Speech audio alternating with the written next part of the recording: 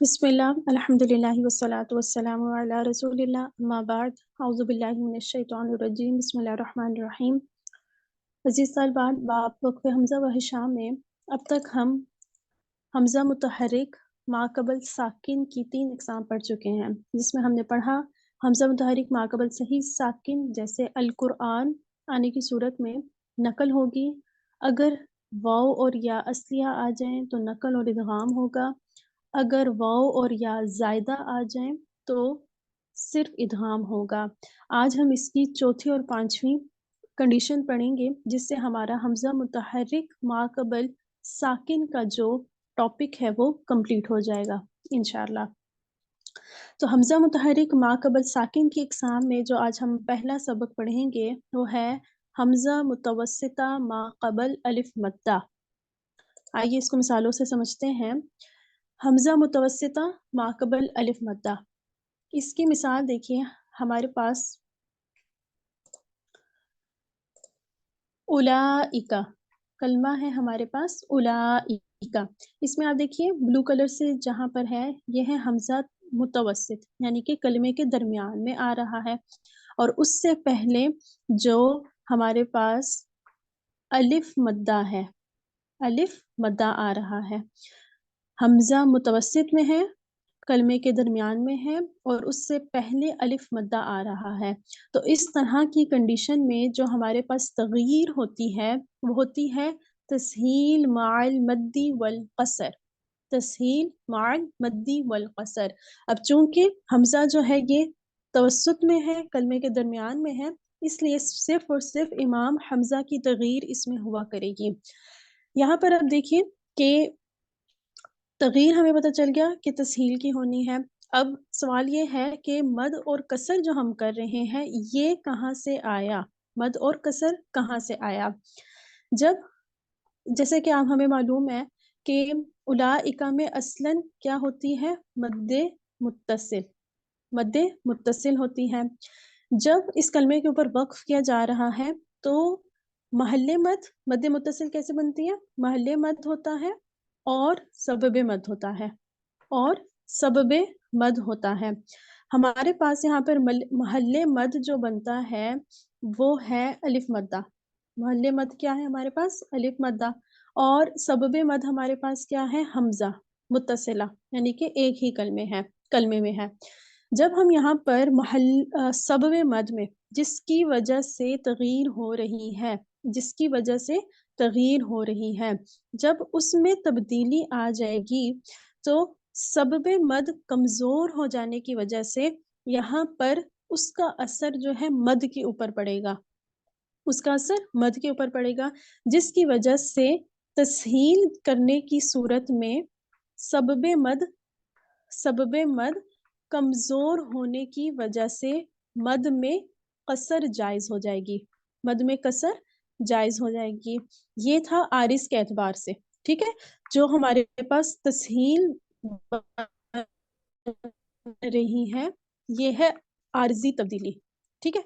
उस आर्ज़ी तब्दीली की वजह से मद में हमारे पास कसर जायज़ हो जाएगी।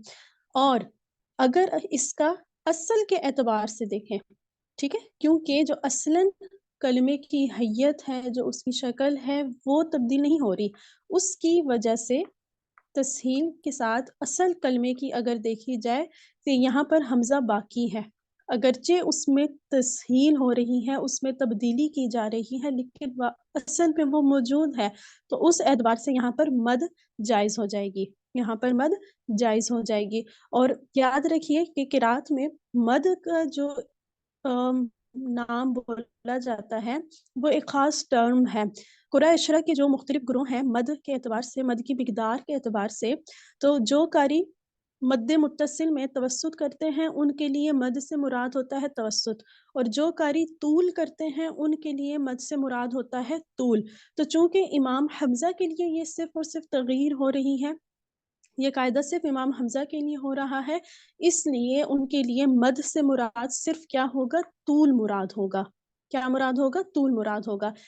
इसलिए जब तस्हील माअल मद्दी वल कसर हम कह रहे हैं तो मद से मुराद तस्हील माअल तूल है, طول کے ساتھ تسہیل کرنی ہے، مد میں طول کرتے ہوئے، اور کسر سے مراد کسر ہی ہوگا. تو اس کو پھر امام حمزہ جو ہے وہ کیسے پڑھیں گے اولئک کلمے کو؟ اولئک طول کے ساتھ اور کسر اولئک. واضح؟ دوسری مثال اسی طریقے سے نداءن ہے، تو نداءن، ندا، وقف الابدال چونکہ کریں گے اور کسر کے ساتھ ندا. اسی طرح ہا امقرؤ، اسی طرح جاؤ کے اوپر ہا کے اوپر جب وقف کریں گے تو ہا ام. اسی طرح جاؤ ہو جائے گا، دعا ہو جائے گا، اور خائفین کلمہ ہو جائے گا.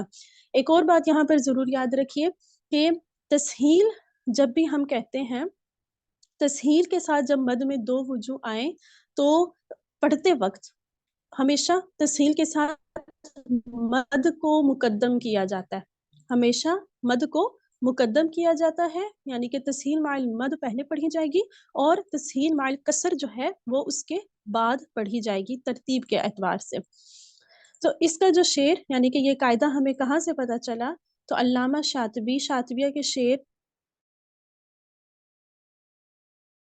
230 یسہل مہما توسط مدخلا، یعنی کہ جب حمزہ متحرک توسط میں آ رہا ہو اور اس کے بعد الف آ رہا ہو، جیسے یہاں پر دیکھیں ہمارے پاس اولئک آ رہا ہے، ٹھیک ہے، حمزہ متوسط جو ہے وہ الف کے بعد آ رہا ہو، ہمارے پاس پہلے حرف مد ہے اور حمزہ اس کے بعد آ رہا ہے، تو کیا ہوتا ہے کہ امام حمزہ اس میں تسہیل کریں گے. یہاں سے صرف اس شعر سے تسہیل پتہ چلتی ہے کہ تسہیل ہوگی. شاطبیہ کے ہی شعر 208 میں فرماتے ہیں وَإِنْ حَرْفُ مَدٍ قَبْلَ حمزہ مغیر، یعنی کہ حمزہ جس میں تغییر ہو رہی ہے اگر اس سے پہلے حرف مد آ رہا ہو، جیسے کہ ہمارے پاس دیکھیے یہاں پر کیا تھی مثال، اولئک، حمزہ سے پہلے حرف مد آ رہا ہے، تو یہاں پر کیا ہوگا، یجوز قصرہ والمد ما زال اعدلا، یعنی کہ اس میں کسر بھی جائز ہوگی اور مد بھی زیادہ عدل کے قریب ہے، جس سے کیا پتہ چلتا ہے کہ مد پہلے پڑھی جائے گی اور کسر بعد میں پڑھا جائے گا. اس کے بعد ہمارا جو آج کا آخری قاعدہ ہے حمزہ متحرک ما قبل ساکن کے اقسام میں سے، وہ ہے حمزہ متطرفہ ما قبل الف مدہ، یعنی کہ ابھی جو آپ نے پڑھا اس میں حمزہ کلمے کے درمیان میں آ رہا تھا، اور اب جو ہم نے پڑھنا ہے اس میں حمزہ کلمے کے آخر میں ہوگا اور اس سے پہلے حرف مد ہوگا. مثالیں دیکھ لیجئے، ہمارے پاس پہلی مثال ہے اضاء کی، اضاء کی. اب آپ دیکھیے کہ اس کلمے میں جو ہمارے پاس تخفیف ہوتی ہے وہ ہے ابدال کی، اب چونکہ یہاں پر حمزہ گرین کلر سے آپ دیکھ رہے ہیں، حمزہ جو ہے وہ کہاں ہے، کلمے کے آخر میں ہے، تو اس لیے یہاں پر امام حمزہ اور ہشام دونوں کے لیے یہ قاعدہ ہوگا. اب جب یہاں پر ہم نے ابدال کرنا ہے تو اس سے کیا مراد ہے؟ مطلب یہ ہے کہ ہمارے پاس کلمہ ہے اضاء، ٹھیک ہے، ہمارے پاس کیا کلمہ ہے، اضاء، تو اب ہم نے اس کو حمزہ کو الف سے بدل دینا ہے، ہم نے اس حمزہ کو الف سے بدلا تو یہ کیا ہو جائے گا، اضاء، اضاء، اضاء. اور چونکہ الف جو ہوتا ہے وہ ہمیشہ ساکن ہوتا ہے، الف ہمیشہ ساکن ہوتا ہے، تو اب یہاں پر کیا ہوگا کہ اضاء میں حرف مد کا الف موجود ہے، اور اس حرف مد کے الف کے بعد دوبارہ سے حمزہ کی جگہ پر ایک اور الف ساکن آ گیا ہے، تو اب ادھر دیکھیے کہ ایک ہمارے پاس ساکن الف حرف مد کا موجود ہے اور ایک ہمارے پاس ساکن الف جو ہے وہ کس کا موجود ہے، جو حمزہ کی جگہ پر آیا ہے، حمزہ سے بدل کر جو الف آیا ہے. تو اب یہاں پر آپ اس چیز کو سمجھنے کی کوشش کریں کہ حرف مدہ کے بعد سکون آ رہا ہے، عارضی سکون آ رہا ہے، حرف مدہ کے بعد आरज़ी सुकून आ रहा है। यानी कि देखें बिल्कुल ऐसे ही जैसे आप जिन कार्यों के लिए अल्लाह पे वक़्फ़ करें, तो आप कैसे करेंगी वक़्फ़? अल्लाह, हमज़ा साकिन हो जाएगा ना, वहाँ पर आरज़ी सुकून आ जाएगा। तो इसी तरह इमाम हम्ज़ा और हिशाम के लिए भी जब हमज़ा को अलिफ़ से हमने बदला, तो अलिफ़ चूँकि साकिन ही हमेशा होता है, तो उनके लिए भी बिल्कुल उसी कायदे के तहत हरफ़े मद्दा के बाद जो है वो क्या आ रहा है? सुकून आ रहा है। अगरचे ये सुकून जो है वो सिर्फ़ वक़्फ़ की सूरत में बन रहा है, ठीक है? उनके लिए भी ये वक़्फ़ की सूरत में ही बन रहा है। तो जिस तरह बाकी कार्यों के लिए अल्लाह पर वक़्फ़ करने की सूरत में मद्दे आरिज़ वक़फ़ी बनती है। कौन-सी मद बनती है? मद्दे आरिज़ वक़फ़ी। और आपको मालूम है कि मद्दे आरिज़ वक़फ़ी में तमाम क़ुरा के लिए 3 वजूह जायज़ होती हैं। 3 वजह जायज़ होती हैं। कौन-कौन सी? कसर, तवस्सुत और तूल। कसर, तवस्सुत और तूल। तो जिस तरह तमाम क़ुरा के लिए वक़फ़न यहाँ पर मद्दे आरिज़ वक़फ़ी होने की सूरत में कसर, तवस्सुत, तूल जायज़ है, बिल्कुल उसी तरह इमाम हम्ज़ा के लिए भी इस कलमे में वक़फ़न जब इब्दाल हम करेंगे तो कसर, तवस्सुत और तूल जायज़ होगा। इसीलिए जब इमाम हम्ज़ा और हिशाम के लिए इस कलमे को वक़फ़न पढ़ा जाता है तो इसमें इब्दाल के साथ 3 वजहें पढ़ी जाती हैं। कैसे? अल्लाह कसर के साथ, अल्लाह तवस्सुत के साथ और तीसरा अल्लाह तूल के साथ। वाज़िह? यहाँ पर एक बात ज़रूर याद रखिए कि जब इस कलमे पर वक़्फ़ करना है तो हरफ़े मद आखिर में होना चाहिए, हम्ज़ा की आवाज़ पैदा ना हो। हम्ज़ा की आवाज़ पैदा ना हो। अगर हम्ज़ा पैदा हो जाएगा तो ये तो लहन बन जाएगी, लहन जली बन जाएगी इमाम हम्ज़ा और हिशाम की क़िराअत के एतबार से। इमाम हम्ज़ा और हिशाम की क़िराअत के एतबार से।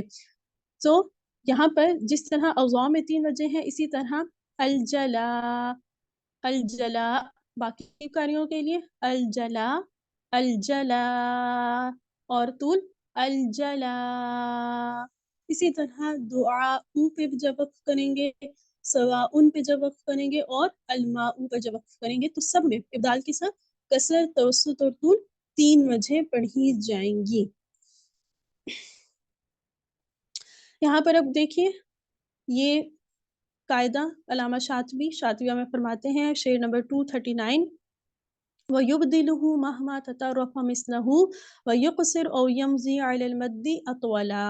और जब ये हमज़ा जो है वो तरफ़ में आ जाए, यानी कि हरफ़े मद्दा के बाद हमज़ा तरफ़ में आ रहा हो, तो इमाम हम्ज़ा और हिशाम जो हैं वो इस हमज़ा में इब्दाल करते हैं।